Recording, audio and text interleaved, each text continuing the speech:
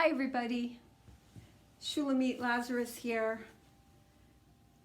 master at getting people unstuck. You can learn more about my practice and the methods I use by going to shulamitlazarus.com, which I will hopefully not forget to put in the paragraph below the video when it's uploaded. I want to talk about the difference between clairsentient and empath. At this point in society, people know and have heard a lot about being an empath, and certainly empathy is hugely important for people to connect heart to heart and be able to feel for each other. And there's a section in the brain that has to do with empathy and certain chemicals that allow that to happen, and highly sensitive people, which is something I'll talk about in another video, which is, I guess you could call it a subset. I'm not really sure if you call it a subset. I would say it's a minority of humanity. 15 to 20% of people are highly sensitive, and our DNA and our brain and our nervous system, me being highly sensitive, is part of it, is made differently than people that are not highly sensitive, which I just, the labeling and the wording of it makes it sound like the people that are not highly sensitive are not sensitive, but that's not what is being said.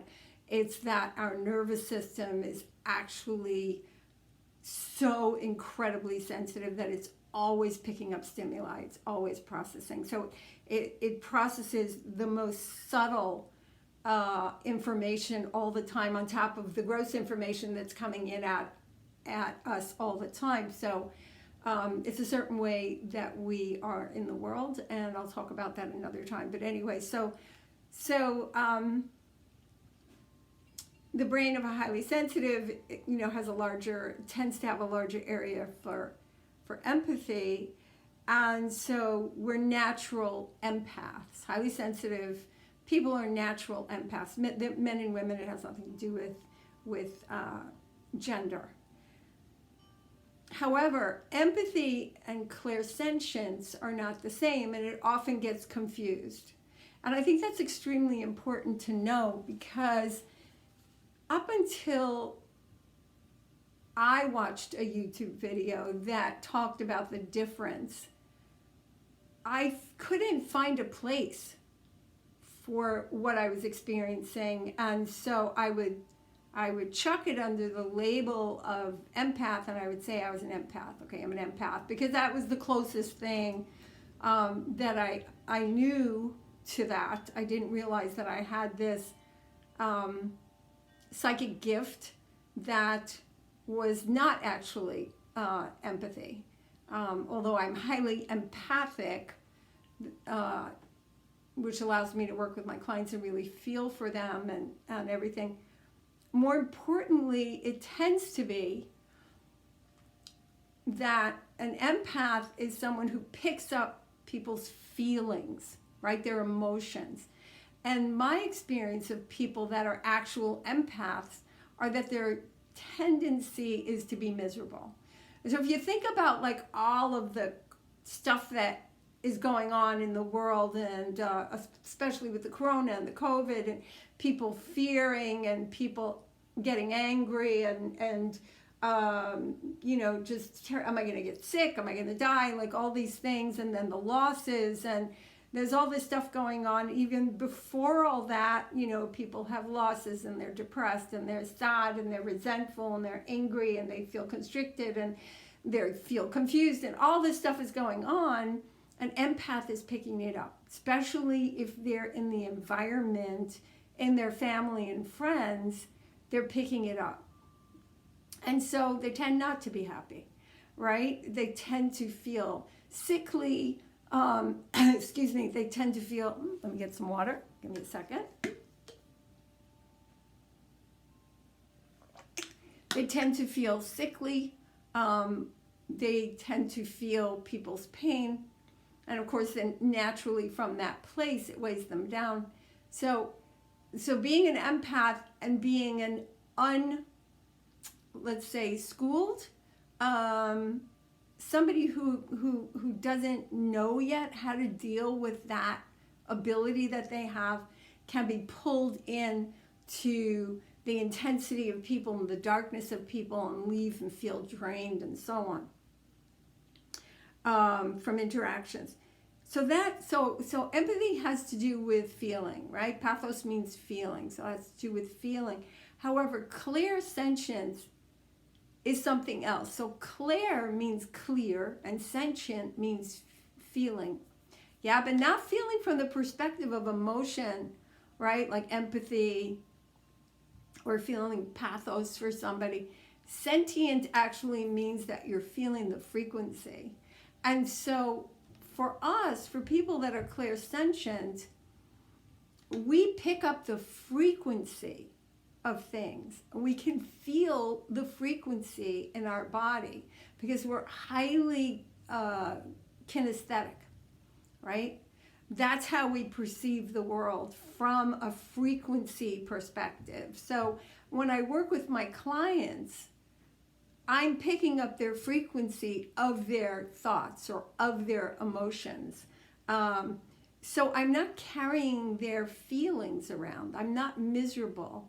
I'm not in the pit with them, because otherwise I wouldn't be able to help them, right? I'm actually picking up with an observation of, oh, I just felt that. You're stuck there. Let's go there. And what's magnificent about that, at least for me, what I feel so blessed with, is that when I'm working with somebody to help them get unstuck, even if they don't know where the root is or what's going on, I can feel it. I can feel it because as soon as they bring it up in their thought field, it changes the resonance of their field. It changes the frequency that they vibrate at, and I pick it up. I used to pick it up so intensely when I would tap with them that if they were really stuck in something, to the degree that they were stuck, I would feel dizzy. So the more stuck they were, the more dizzy I would get. Now, it wasn't my emotions that were being triggered. It was like, whoa, you're really stuck there. Like we need to work there, right?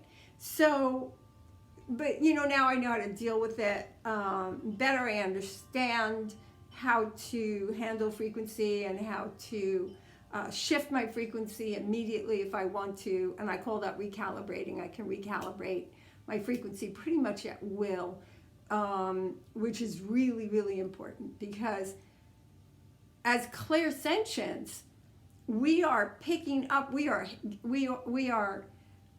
hitting so many frequencies that are not healthy for us. Frequencies of people's emotions that, at least I can't speak for all clairsentients, but I'm going to speak for me. I pick it up as a heaviness in my field, not in my emotions, but it's like, oh, I don't want to be around that field, right? Which is natural. That's a healthy thing. You want to get away, right? And then also we're hit by the phone and the frequency it's putting out. Like, for example, the other day, I forgot that this happens to me. I know, you're not supposed to forget these things because they really last a long time. But so what happens is when somebody holds a phone next to me, I can feel it in my field and it hurts. So if they're on this side, they've affected my field on this ear, and my ear and the side of my face and my neck will hurt for a very long time because the field is completely disturbed. And what we know now is that all negative emotion and all physical pain and all symptoms of physical illness actually comes from a disturbance in the energy field. So that can bring us into 5G. And 5G is being unrolled. And some people think that 5G and the coronavirus, they're connected in some way. The 5G creates an energetic disturbance that is tantamount to a sonic weapon. This is what I've heard. Scientists have tried to prevent 5G from coming out because they were very concerned about health, impact. And now, interestingly enough, you have people that are kind of dropping dropping into acute cases of illness where they can't get the oxygen, but it has nothing to do with the flu and it's not acting like pneumonia. So now the respirators are actually not the way to go. And so, but the corona apparently creates colds. And the people that I know that have been affected by corona is mild to, a little bit more intense than mild, like fevers and something, told to go home and just hydrate and they'll be fine. And they are. So you have to wonder what's going on, right? So frequencies can be devastating and they can be uplifting and they can be transcending, right? And so ideally what you want to be is in a frequency of transcendence and of feeling blessed and of feeling alive and of feeling excited in a wonderful way and feeling empowered and so on. And that happens when your heart is open. Your heart is the major frequency determiner for your whole field.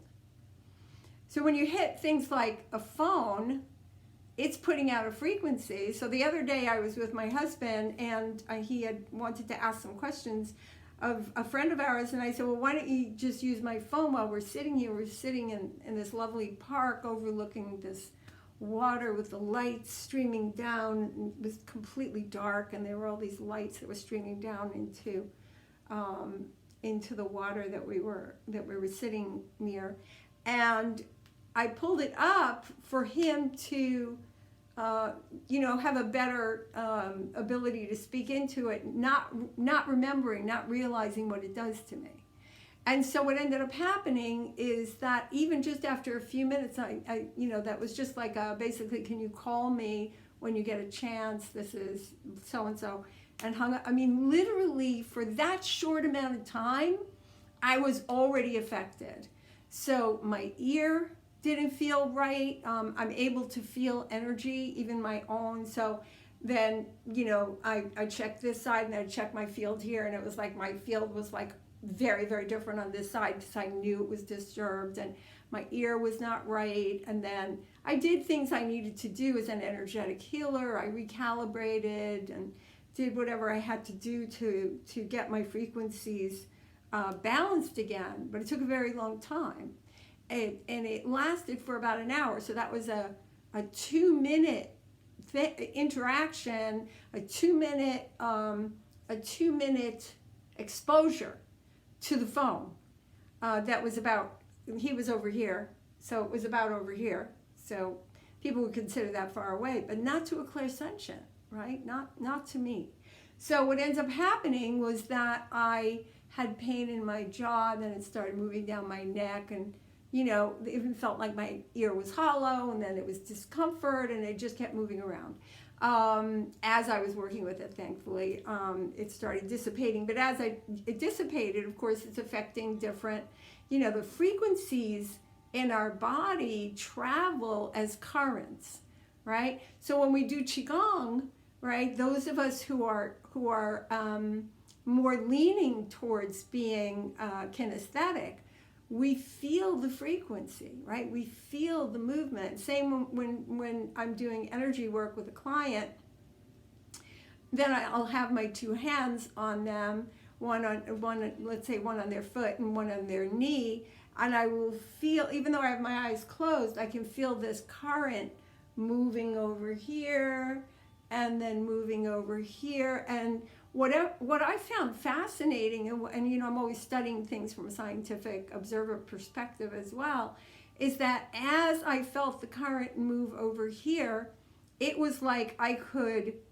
felt one with that body part. It's very hard to explain, but it's like I felt that body part literally in me, like 3D. And then as it moved over here, then that body part was 3D. And what I realized is that when you're resonating at the same frequency of something, you are knowing it intimately.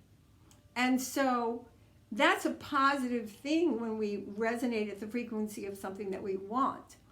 When we resonate at the frequency of something that we don't want, or is actually a destructive frequency, then we're in trouble, right? So clairsentients are incredibly sensitive to frequency. And for me, like anything I put in my body, I have to be really careful with. Anything that I'm around frequency-wise, I have to be really careful with because my consciousness will attune like, almost like a beam.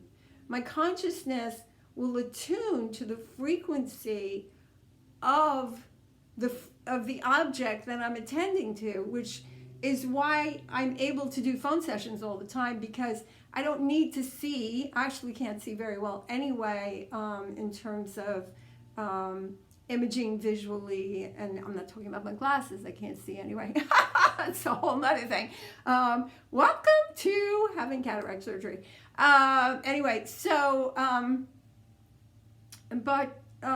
so I'm able to feel, when my client is saying something, because a lot of times I have my eyes closed because it brings my awareness into my body, which is the tool of the clairsentient, is, oh, I can feel, all right, where did you just go? Or something just came up for you, or this is really heavy. I can feel it because my whole field changes.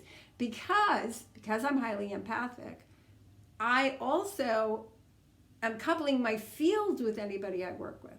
So if I'm coupling my field with them, it's not done deliberately, it's done automatically at this point.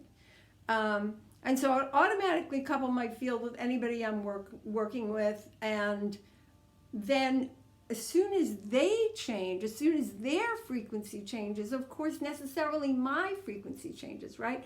Because I've merged with them. And I haven't merged with them in some, I think I will merge with them kind of way. It's my natural gift to do that. It's my natural ability to do that, right? It allows me to help people get unstuck because I can feel where they're stuck, right? And so they don't even have to know. And the added thing for me, the negative thing for me around not being visual is I have no visual shift detector whatsoever.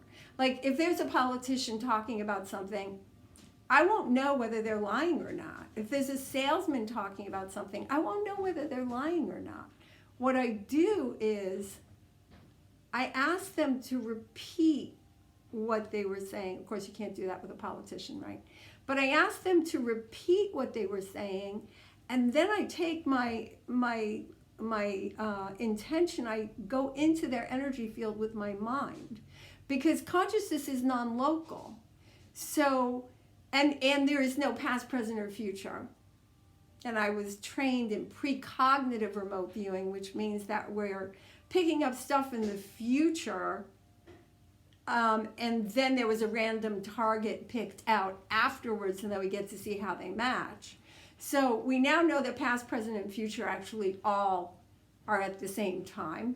And just because of how we are created, we are experiencing things in what seems to be linear. So, consciousness is non-local, so whatever it is that is going on that they're talking about, whether the person is alive or whether the person is there or not, it really doesn't matter. And I go into their field and I can feel, is it open? If it's open, they're speaking truth to themselves about what they believe. I can't tell you if it's actual fact, because they could be a psychopath. And if they're a psychopath, then they believe what they're saying. So, you know what I mean? It's like, it's really about, does that person believe what they're saying? And that's really important to me, because that's the most we can get to. We can start digging up facts if we want to, but mostly it's about, is that person speaking truth within themselves? So, if I'm speaking to a salesperson about something and I'm not clear about, are they telling me the truth or not? I say, excuse me, can you say that again? And then I will go into their field and I'll go, oh, telling the truth, right? And so through the years of using my abilities, of course, you, like anything you practice, you get better at it, right? And so I started noticing that, oh, the field does a certain thing when it's excited, and it makes me feel this. Another thing when the person is not speaking their truth, because they'll constrict, which, by the way, doesn't mean that you're deliberately lying, because I worked with a client years ago in a phone session. I've never met her. And we were dealing with emotional eating and how she wanted to lose the weight. She said she wanted to lose weight, but she wasn't losing the weight. She didn't know why she wasn't losing the weight. And her husband had cheated on her, and there was tremendous pain around all of that. And I asked her to say, I want to lose the weight. And then I asked her to say it again. And when she repeated it, because I wanted to double check that I got that what I got was actually so, then I said, oh, I didn't say anything to her at that point. I said, oh, her field is contracting.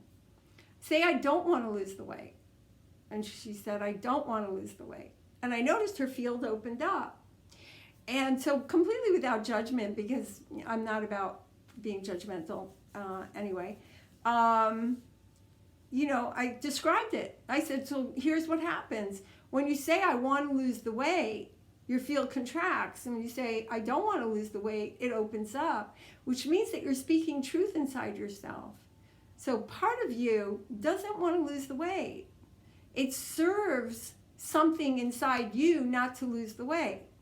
And what we need to do is we need to find out why do you have that conflict, right? And so what we want to do is explore that. And when we went deeper into it, we found out that she felt she didn't deserve to lose the weight, because although her husband cheated and she was really angry about that, and that created the breakup, or not the breakup, they actually stayed together, but there was an emotional breakup, and she was trying to get him back. She couldn't lose the weight because she actually was flirting with somebody at work. So she felt like she didn't have the right to lose the weight and be attractive again, because it was a punishment, because of the fact that she was being hypocritical.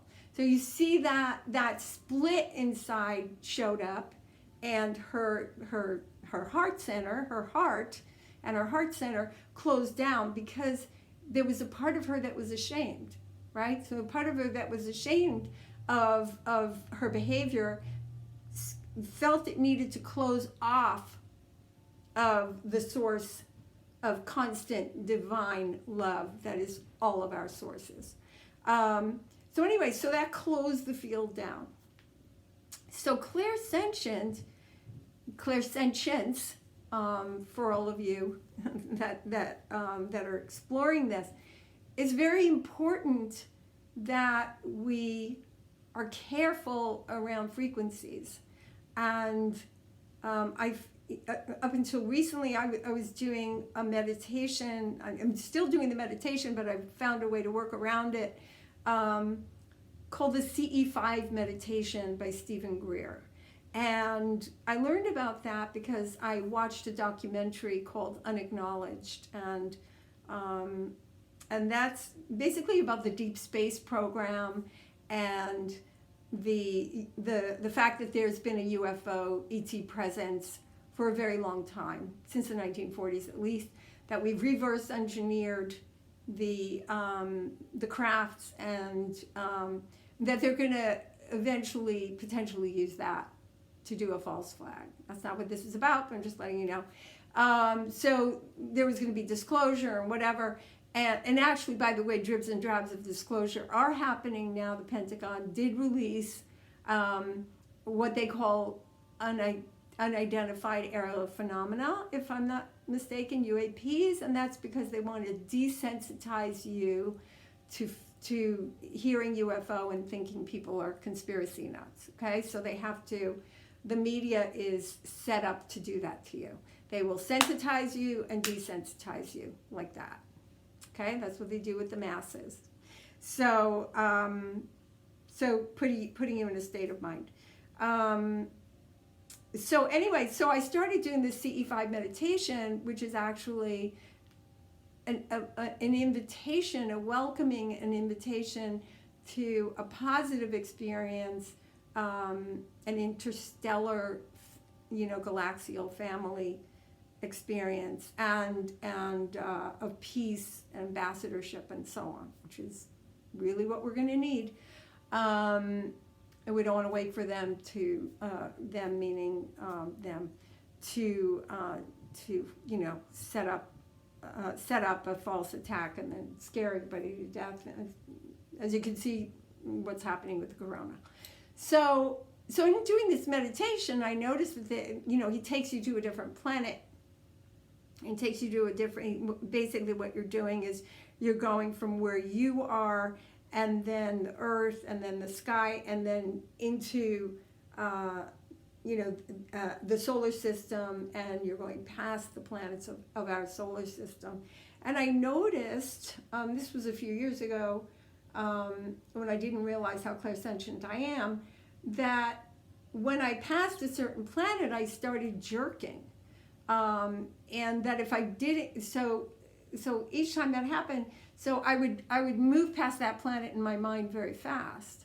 And then one day I asked my husband, who was doing the meditation with me, I said, show me the planets of the solar system, because there's something that happens to me with one of those planets.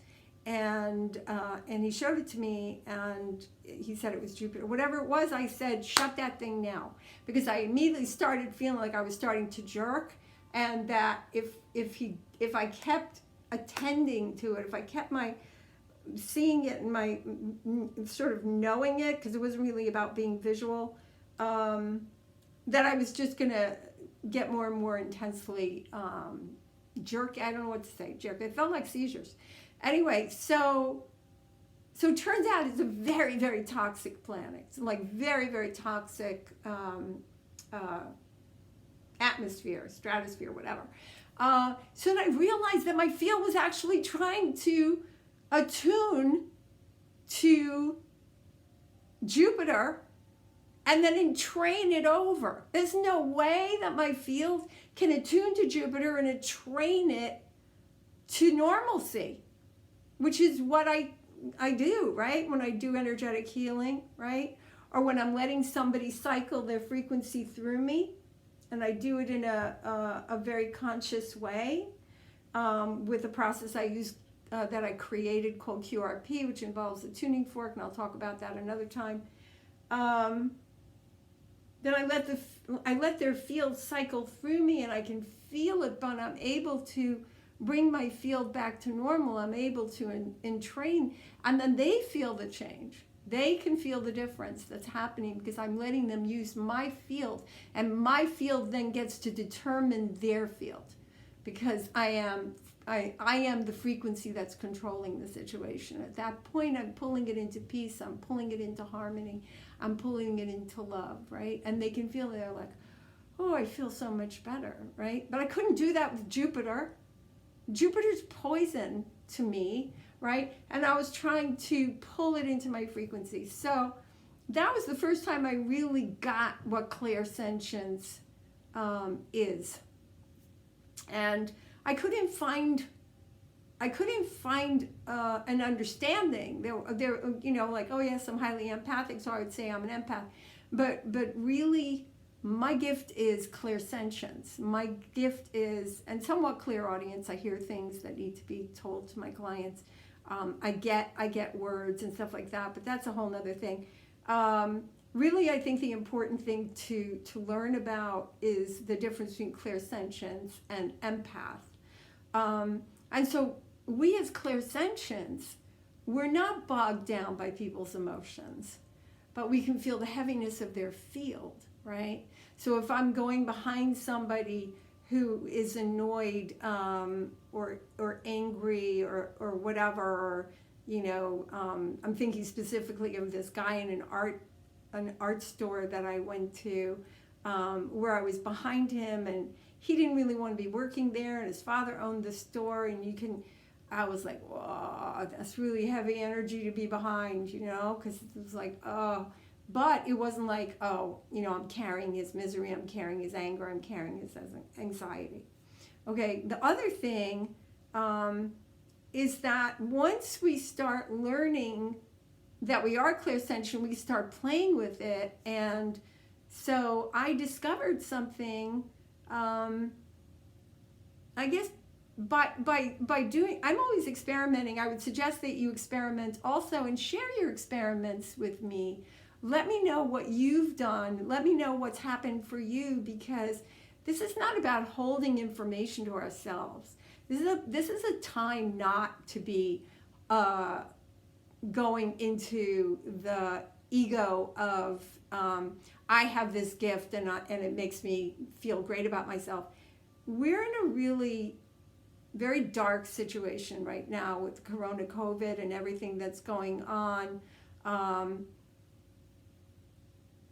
The censorship, the totalitarianism that's starting to show up, the rights that are being taken away. There's an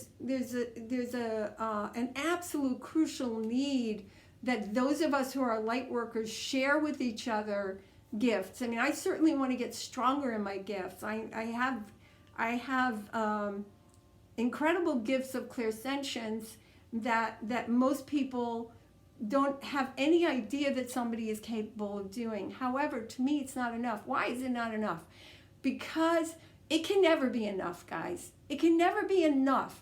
Like, whatever you are, whatever gifts you have, you're here for a reason, right? You're here to grow. You're here to add your light. We so desperately need your light in our world right now. And so whatever gift that you have, whatever it is, number crunching, creativity, whatever gift you have, magnify it. Go out and learn. Go and stretch and push against the boundaries that you already have, because we can always grow. I mean, I'm going to be 70 years old and I feel like I'm just starting. I'm starting to get my information out on YouTube. I'm clumsy at it, and I'm being okay at being clumsy at it. I'm going to say a lot of ums. I'm trying to figure out how to frame things for you guys to understand, because I want you to have value from what I'm saying. I want you to get excited. I want you to feel uplifted. I want you to feel empowered. So this is a time for us to share with each other. There are things I want to talk about, like how do you change the frequencies of furniture, which I can do. I want you to know that there's a possibility you can do things not necessarily exactly the same way, because we all have our own fingerprints. We're all unique for a reason, but we can play off each other. We can learn off of each other. Like, try this. See what happens when you do that, right? So I'm thinking about how to start helping people become more clairsentient. So we'll see. But in any event, so I was being an HSP. We tend to be extremely overstimulated all the time, easily, like, way overstimulated all the time, because we're picking up subtle information and we're picking up everything that's going on around us. And I was in the city, and there were so many people there, so many throngs. In New York, it's like really massive in terms of people and energy and stimulus. It was like a little too much for me. I didn't know what to do. So I decided I would experiment by going into people's fields. And lo and behold, I found something. I can't even show you, but it's like, I'm going to say, put your arm all the way up, and where the fingertips are, it's like right about there. Okay? It's about like 4 feet above people's heads. And I just felt such, because as a clairsentient, right, the first thing I did was my field started attuning to it. So it started changing my frequency. The frequency of that above your head, and I don't know what to call it. I call it a thing. I know my husband goes, "Oh, you mean the thing?" And I'm like, "Yeah, the thing up there," because I don't know what it is, right? I can't give it a name. All I know is there's an energetic complex there that I can feel. And so it is so joyous. It is so joyous, and it's not, I can't even say it's bliss, because it's not bliss, but it's just, I go into complete joy. And then if I stay attuned to it, I just start laughing. It's just this child's laughter, this child's glee, this child's joy. And what's so phenomenal is it's above everyone's head. It's above everyone's head. So no matter how poor you are, how sad you are, if you're I don't want to say a drunk, that sounds terrible, but you know what I mean. If you're like passed out, like you're drinking, or you're just in a really, really dark state or whatever, it doesn't matter. That part of you is astoundingly joyous. Now, I don't know what that is. So if you guys know what it is, please let me know, because I've been asking people. I don't know what that is. All I know is what that says to me is that the source of our being is joy. The source of our being is light. The source of our being makes us laugh. It's amazing. I mean, if I'm feeling sick, I ask my husband if I can use his thing. Now, doesn't that sound a little sexual? But it's not, right? I go, Lori, who's my husband, you'll meet him eventually. Can I use your thing? Because I'm not feeling. And then I just if I'm not feeling well, or if I'm feeling down, or, I'm in a bad, because HSPs, we can flip fast. We can flip really, really fast with all the stuff that's going on. If I'm, learning about facts that are pretty intense and they're starting to accumulate or whatever, and I'm starting to feel dragged down, then I literally attune to that thing above his head. And within an instant, I'm smiling. And then I stay with it. I can feel my whole field start to change. And all of these currents moving and normalizing themselves and recalibrating. It was the most amazing experience. So, yeah. So clairsentience and empaths. Clairsentience, be careful about the frequencies you're around. Be careful what you take inside your body. Those are frequencies, and they can change your frequencies. And find ways to be attuned to frequencies that give you joy, that uplift you, that make you thrilled to be alive, even if it's just in that moment. And keep doing it again and again and again and again. And then play with your clairsentience. Play with it. Experiment with it. Bring your mind to somebody who's talking and say, let me see if I could feel their energy field with my mind. And just see what happens. Just have fun. I send you love. I send you prayers. I send you blessings. I know that you guys are amazing out there, and I can't wait to hear back from you. All right. Speak to you soon. Bye.